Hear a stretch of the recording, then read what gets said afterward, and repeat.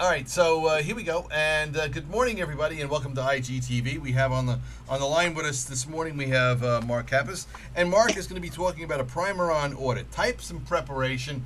And Mark, go take it away, and good luck with this because it's a huge issue. I'll see what I can do in 10 minutes. Good morning, everybody. Good morning, Joe. Yep. This morning, I'm going to be talking quickly about audit types and preparation. And man, this is going to be a very, very high level for those of you who may not have be audit practitioners yourself, or if you're in an organization and you need to be able to support an audit and you've never quite been through one. This will hopefully get you started in the right direction. So going back to the basic question, why audit? Why do we do audits?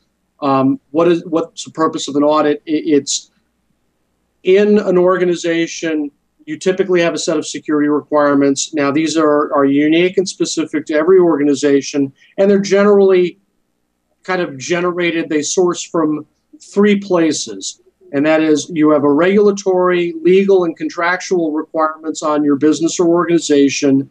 You do risk assessments of that organization, of threats, and then you have a set of business objectives that, the idea of IT is it's business automation. So when you put in information processing to support your business goals and your strategy, those processes and those systems supporting those operations imply another set of requirements. And so from what you need to do on some cyclical basis, or in the case of regulations or other obligations, you have a security goal that you're trying to achieve. Now, every once in a while, you need to go back in and see how well you're doing, and that's the purpose of an audit. So an audit actually is taking the snapshot of what your goal is and going deep down and looking at what your as-is security posture is. That way you identify what security gaps you have, what failures and controls you have that you've put in. If you put in a security control, maybe it's not doing quite the right job against your policy or your requirement, and an audit helps you identify that and hopefully point you down the road to a solution.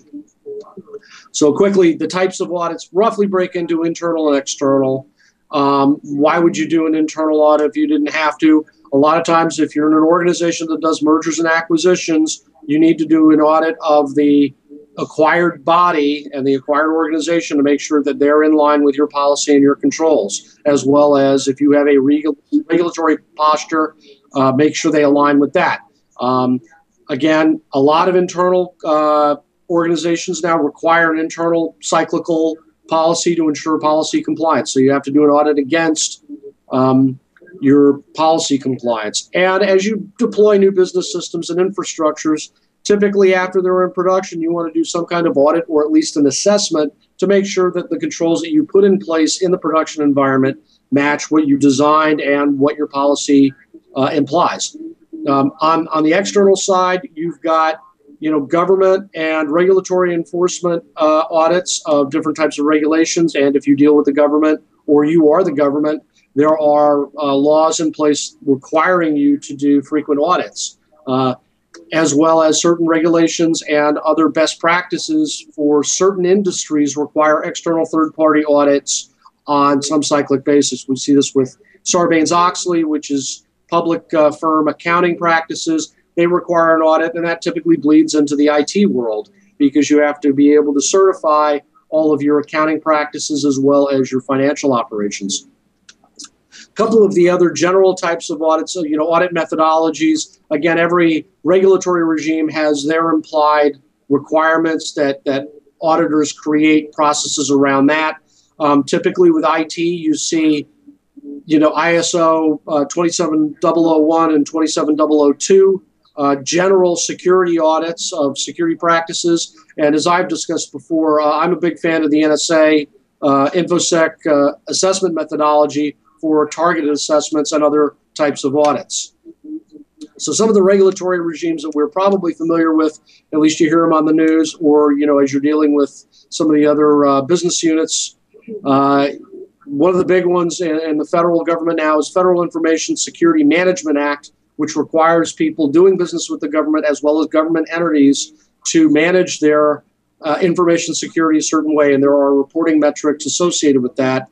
I will have a link. There's a Good Sans white paper that DHS put out for reporting metrics. I'll include that on the chat window shortly. Sarbanes-Oxley, you hear a lot about in the news, and that's certainly something that companies struggle with to make sure that their accounting practices and their financial transactions for the company are transparent. And that has a lot of implications for the IT systems supporting it, especially around data integrity and validation. If you deal with credit cards, then you're dealing with payment card industry data security standard, as well. The GLBA, which is a financial institution customer privacy, also has some impact there.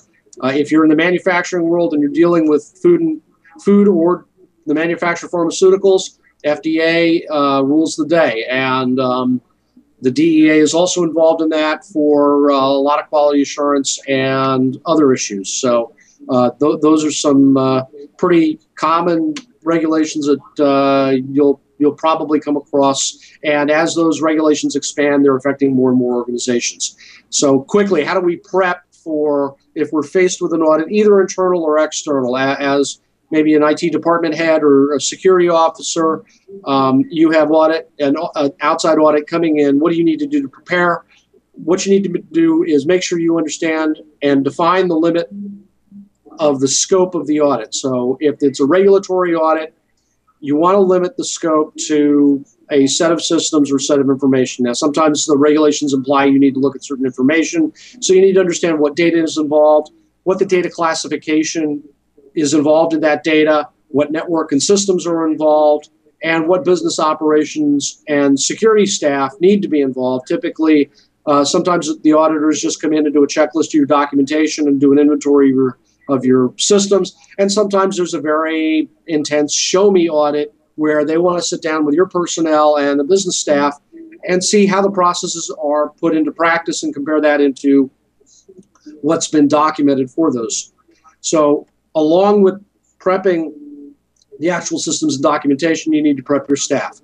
Understand what corporate policies and security policies are relevant, understand what regulations are relevant, and understand what controls and standards those policies and that data classification imply and how that's been executed, because that's what you're really auditing against. The audit is going to see, all right, you have a set of goals and a set of regulations saying you have to do something with the data, you have to protect the data, and now you've put in controls in place, and this audit is going to see how well you did with the control mitigating the risk and the requirements to get you to those regulations.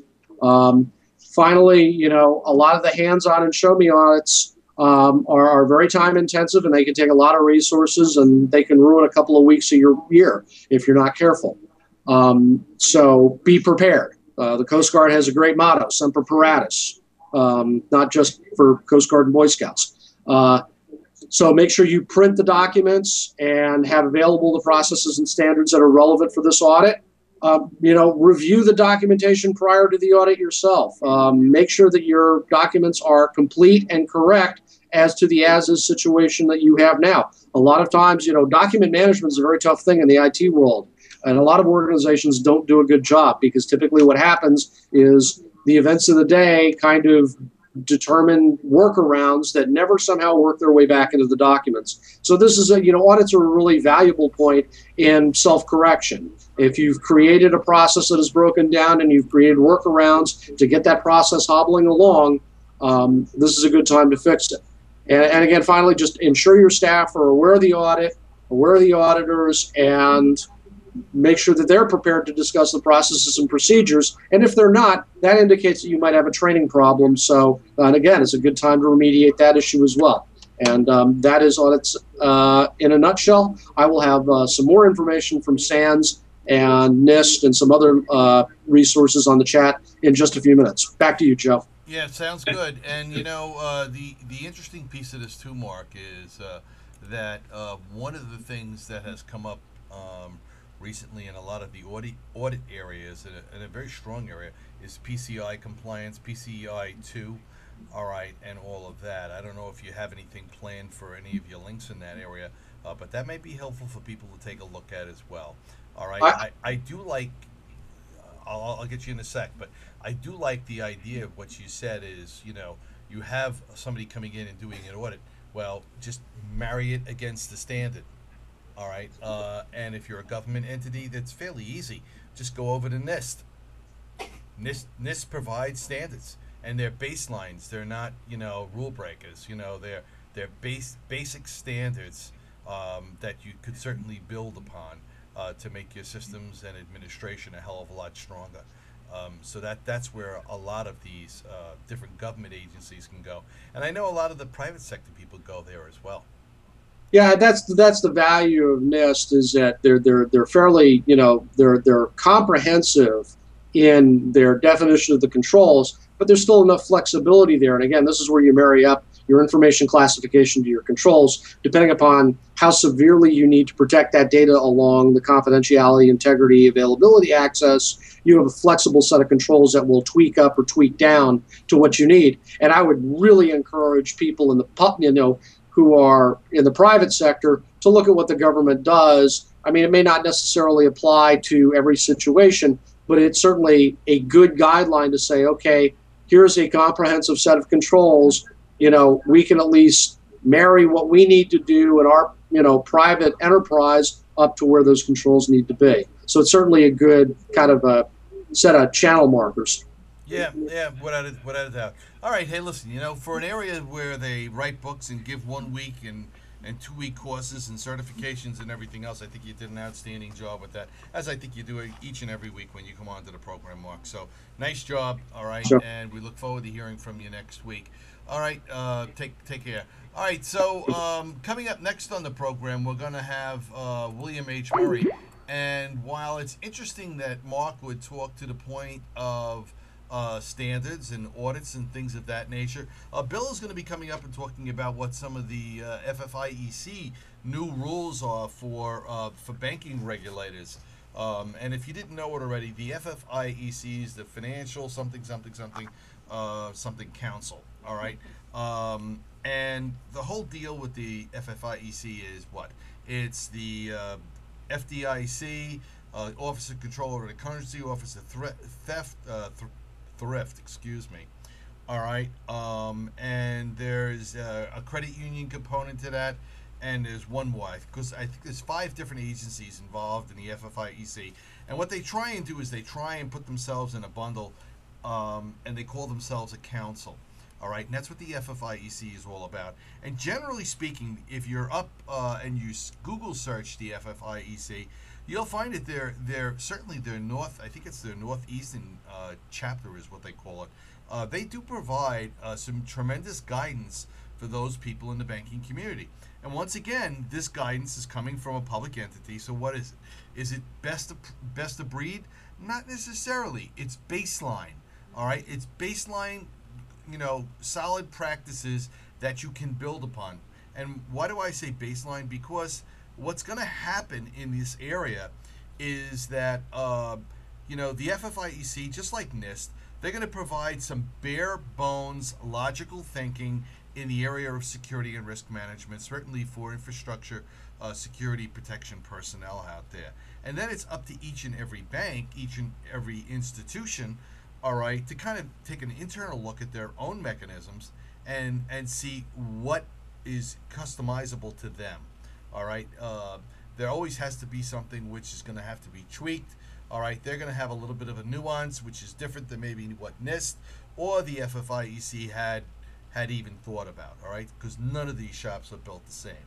All right, so go up, take a look at the standards, and of course, coming up in about I guess in about 4 minutes from now, we're going to have Bill Murray coming on, and Bill is going to deliver the InfoGuard editorial, and he's going to touch on the FFIEC. How deep he's going to get into it, I don't know, but if you're used to listening to Bill's editorials, it's generally pretty good. It's generally pretty targeted, and it's generally right on the money.